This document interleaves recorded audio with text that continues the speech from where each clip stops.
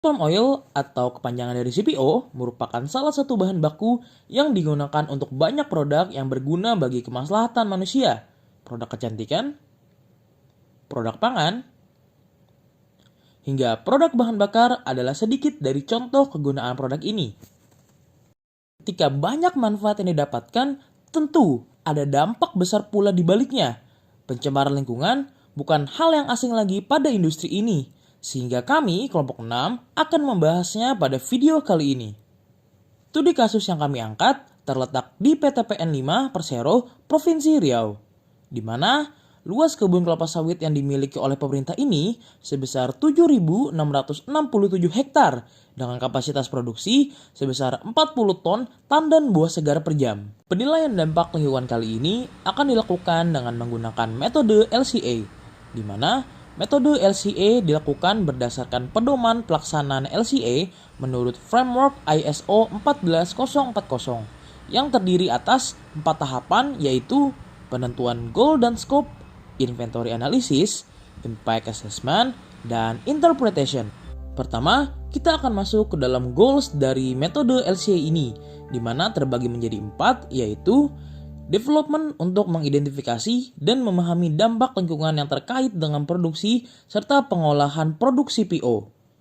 Improve untuk mengoptimasi efisiensi produksi dengan tujuan perbaikan, melibatkan identifikasi dan implementasi langkah-langkah untuk meningkatkan efisiensi produksi CPO. Choose untuk mengembangkan kriteria keberlanjutan dengan mencakup aspek-aspek seperti penggunaan lahan berkelanjutan dan dampak lingkungan secara keseluruhan. Marketing untuk mengkomunikasikan secara efektif kepada konsumen dan pemangku kepentingan mengenai komitmen keberlanjutan dan dampak lingkungan yang dikelola dengan baik dalam produksi CPO. Selanjutnya, kita masuk ke dalam scope. Pertama, terdapat sistem produk di mana proses dimulai dari pembibitan kelapa sawit, selanjutnya perkebunan, pemanenan, dan diangkut menuju ke pabrik dalam bentuk tandan buah segar atau TBS. Setelah sampai di pabrik, TBS diproses hingga menjadi crude palm oil atau CPO. Kedua, fungsi sistem produk diantaranya pengukuran dampak lingkungan, identifikasi poin kritis, perbaikan proses, keputusan strategis, pematuhan regulasi, dan kesadaran konsumen. Ketiga, unit fungsi, di mana unit fungsi yang kami gunakan adalah sebesar 1 ton CPO. Keempat, batas sistem yang digunakan adalah cradle to gate, di mana mencakup pembibitan dan penanaman, pengiriman, hingga proses pengolahan. Kelima, kategori dampak yang menjadi produk pembahasan kami adalah pemanasan global yang disebabkan oleh emisi gas rumah kaca.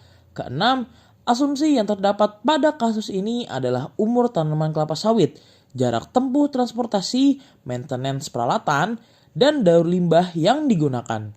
Ketujuh, keterbatasan yang menjadi hambatan kami adalah keterbatasan sumber data, keterbatasan pengolahan data, dan pemilihan indikator. Untuk menilai dampak lingkungan yang ditimbulkan, kita akan membuat Life Cycle Impact Assessment atau LCIA, di mana pada LCIA ini kita akan menggunakan metode IPCC, dilakukan dengan tujuan mengevaluasi dampak yang dihasilkan dari produksi dan penggunaan tiap ton CPO berdasarkan hasil analisis inventory. Berikut ini adalah siklus hidup pada tahap pembibitan dan penanaman serta pada tahap proses pengolahan. Berikut adalah tabel inventory yang didapatkan selama proses pembuatan CPO. Dapat dilihat input berupa pupuk NPK, urea, herbisida, listrik, uap, solar, dan lain sebagainya. Sedangkan output yang dihasilkan berupa TBS, CPO, palm kernel, serabut, dan lain sebagainya. Selanjutnya, kita hitung menggunakan metode IPCC dan menghasilkan data sebagai berikut. Pertama, kita mendapatkan tabel kebutuhan energi sebagai berikut. Kedua, kita mendapatkan tabel total energi masuk dan energi keluar sebagai berikut. Dan yang terakhir, jumlah emisi selama produksi sebagai berikut. Selanjutnya, kita akan masuk pada tahap interpretasi. Dari tabel terlihat bahwa emisi terbesar berasal dari proses pengolahan, di mana total emisi pada tahap pembibitan dan perkebunan sebesar 66,59 kg karbon dioksida ekuivalen per ton CPO.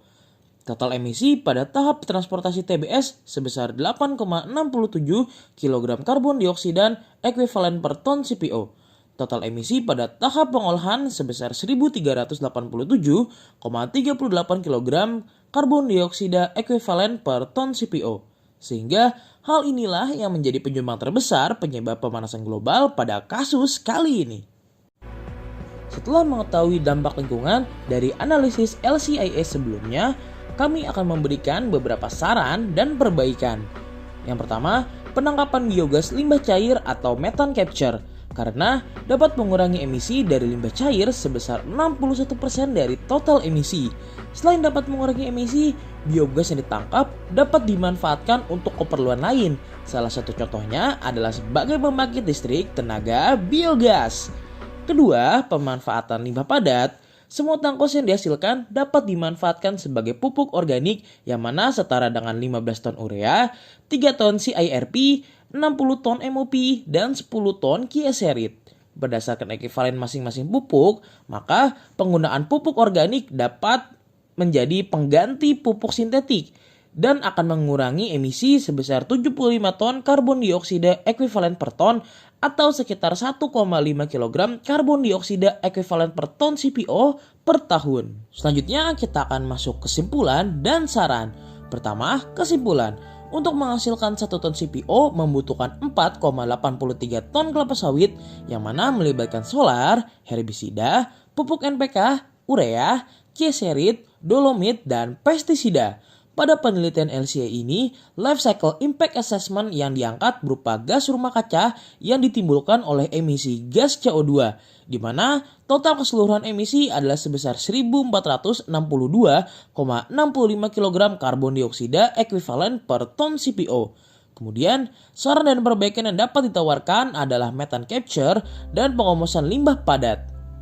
Kedua, saran, analisis harus mencakup seluruh siklus hidup produk guna memastikan pemahaman yang mendalam terhadap dampak lingkungan yang dihasilkan, serta langkah-langkah inovatif dan perbaikan proses yang diusulkan dapat dievaluasi secara menyeluruh, memastikan bahwa implementasinya tidak hanya memberikan manfaat bagi lingkungan, tetapi juga memenuhi kriteria kelayakan secara keseluruhan untuk menuju produksi CPO yang berkelanjutan. Sekian dari kelompok 6. Kami berharap video ini dapat menjadi ilmu pengetahuan baru bagi teman-teman sekalian. Kami juga memohon maaf apabila terdapat kesalahan tutur kata selama video ini berlangsung. Dan terima kasih bagi yang sudah menonton.